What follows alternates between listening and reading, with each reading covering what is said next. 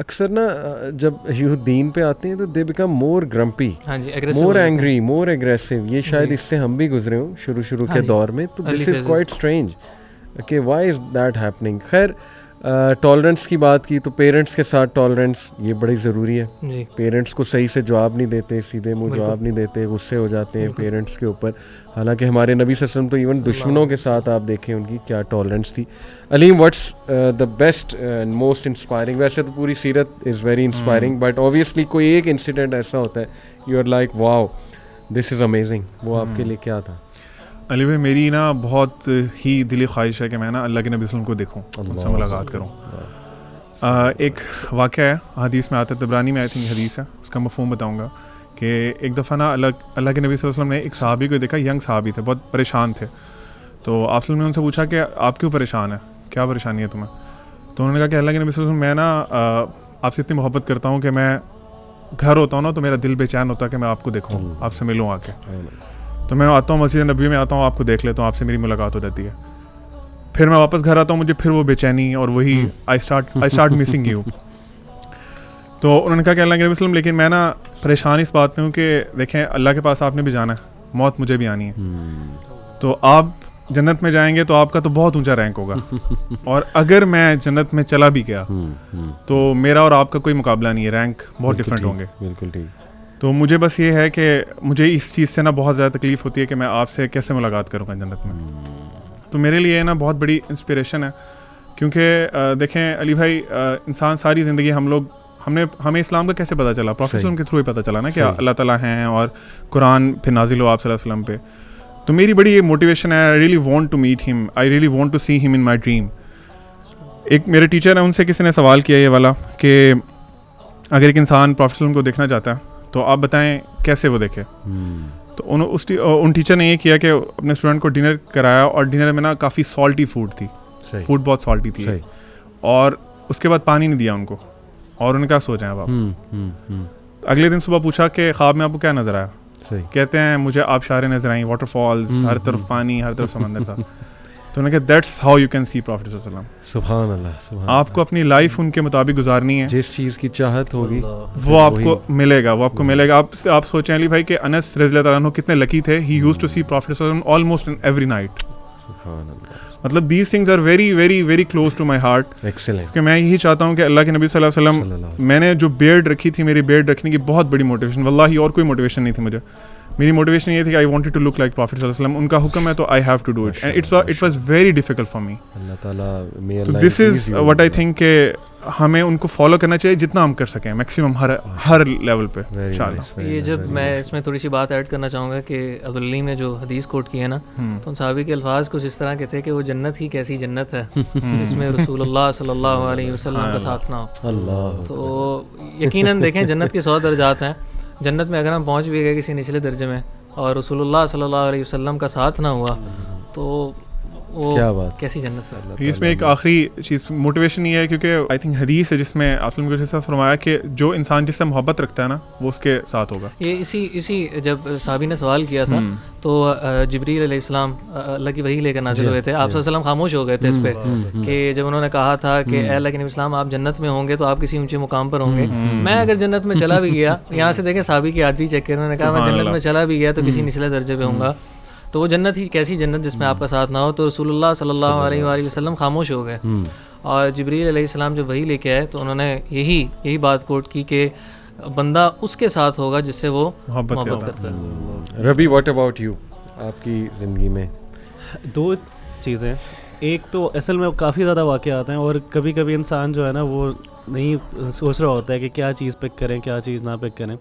لیکن ایک چھوٹا سا واقعہ میں دیکھتا ہوں کہ شروع سے ہی ہمارے معاشرے کے اندر جو جھوٹ ہے نا وہ بڑا عام ہے. مطلب کہ اگر آپ بڑوں میں دیکھ لیں چھوٹوں میں دیکھ لیں تو وہ کس وجہ سے ہے اللہ عالم, لیکن جھوٹ بہت عام ہے. اور میں یہ سمجھتا ہوں کہ نبی کریم صلی اللہ علیہ وسلم کی اگر پروفٹ سے پہلے کی لائف دیکھی جائے نا تو اس کے اندر سچ سب سے امپورٹنٹ چیز تھی, اور لوگوں کے اندر جو ان کی دیانت داری تھی وہ سب سے امپورٹنٹ چیز تھی, جس کی وجہ سے لوگ ان کو پسند کرتے تھے, جانتے تھے, اور ان کی پرسنالٹی تھی اور ان کا ایک ٹائٹل تھا کہ یہ صادق الامین ہے. تو ایک واقعہ ہے کہ کعبہ کے اندر نا سیلاب آ جاتا ہے اور کعبہ کی جو ہے نا دیواریں میں سے کریک پڑ جاتے ہیں, اور جو حجر اسود ہے جو بلیک سٹون ہے اس کو بھی وہ الگ کرتے ہیں. اور اب کعبے کی دیوار کو قریش کے لوگ بلڈ کرتے ہیں. اب ان میں ڈسپیوٹ آ جاتا ہے کہ اب جو ہے نا یہ کون رکھے گا, اس کے اندر پرابلم آ جائے کہ کون اب اس کو جو ہے وہ بلیک سٹون کو اٹھائے گا اور اس کی جو اسپیسیفک جگہ وہاں پہ رکھے گا. تو ان ساروں میں ڈسپیوٹ آ جاتا ہے. دے کوڈنٹ ڈیسائڈ کہ ہم کون رکھے گا. تو وہ کہتے ہیں کہ جو پہلا بندہ مکہ میں ادھر کعبہ میں داخل ہوگا ہم اس کی بات ہی سنیں گے. جو داخل ہوا اگر وہ جو کہے گا ہم وہ کر لیں گے. تو نبی کریم صلی اللہ علیہ وسلم جو ہے نا وہ داخل ہوتے ہیں اور سارے ان پہ ایگری کر جاتے ہیں. اب دیکھیں کہ اس میں وزڈم بھی کیا تھا. نبی کریم صلی اللہ علیہ وسلم نے جو ہے وہ لوگوں نے تو ان کی بات ماننی تھی, لیکن نبی کریم صلی اللہ علیہ وسلم کی وزڈم اتنی امیزنگ تھی تو انہوں نے کہا کہ آپ ایک کپڑا لے کے آؤ, اس کپڑے پہ جو ہے وہ بلیک سٹون رکھا اور سب کو کہا کہ تم لوگ اس کو ایک سرٹن پوزیشن پہ لفٹ کرو, ایک ہائٹ پہ لفٹ کرو اور پھر میں اس کو رکھ دوں گا. اب نبی کریم صلی اللہ علیہ وسلم نے سب کا دل بھی رکھ لیا, سب نے پارٹیسپیٹ کیا, مطلب کہ ایک ڈسپیوٹ تھا وہ ریزالو بھی ہو گیا اور ساتھ نبی کریم صلی اللہ علیہ وسلم نے جو ہے وہ اس کو وہاں پہ رکھ بھی دیا. اب اس میں سچ سب سے امپورٹنٹ یہ چیز ہے کہ نبی کریم صلی اللہ علیہ وآلہ وسلم نے پوری زندگی was young on that time. وہ سچے اتنے تھے کہ بندہ بلائنڈلی کہہ رہا ہے کہ یہ بندہ آ گیا بس دیٹس اٹ. تو میں سمجھتا ہوں کہ انسان کی پرسنالٹی ایسی ہونی چاہیے کہ لوگ آپ کی گواہی مانیں کہ یار آپ ایک کوئی بھی ڈسپیوٹ ہو گیا آپ اس میں آربیٹریٹر ہیں تو لوگ کہیں یار یہ بندہ آربیٹریٹر ہے بس دیٹس اٹ. ہماری پرسنالٹی یہ سیکنڈ یوتھ میں یہ چیز آ جائے تو کیا ہی بات ہے.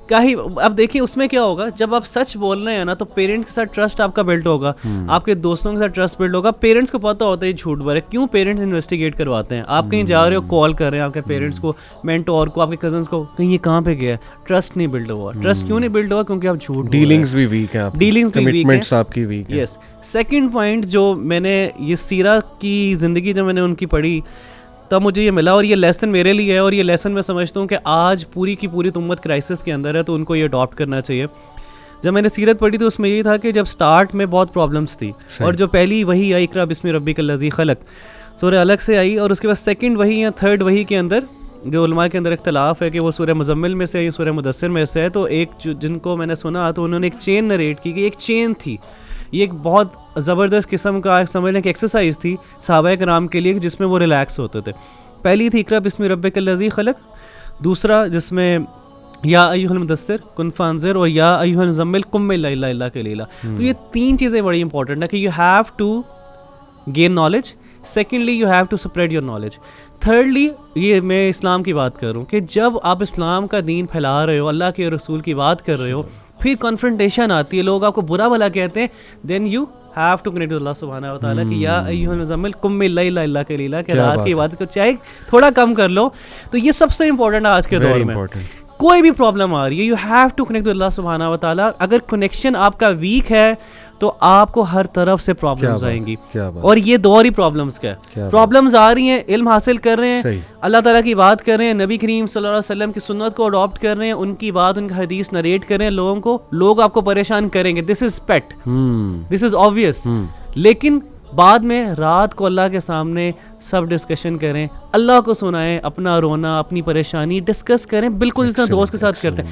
Every thing will be easy انشاءاللہ. تو یہ دو چیزیں مجھے بہت انسپائر کی ہیں اور اس کا ایکسپیرینس بڑا اچھا رہا, اور میں نے جس کو بھی بتایا ہے جب انہوں نے اس کو اڈاپٹ کیا ہے الحمدللہ یہ سب کے لیے ہے انشاءاللہ.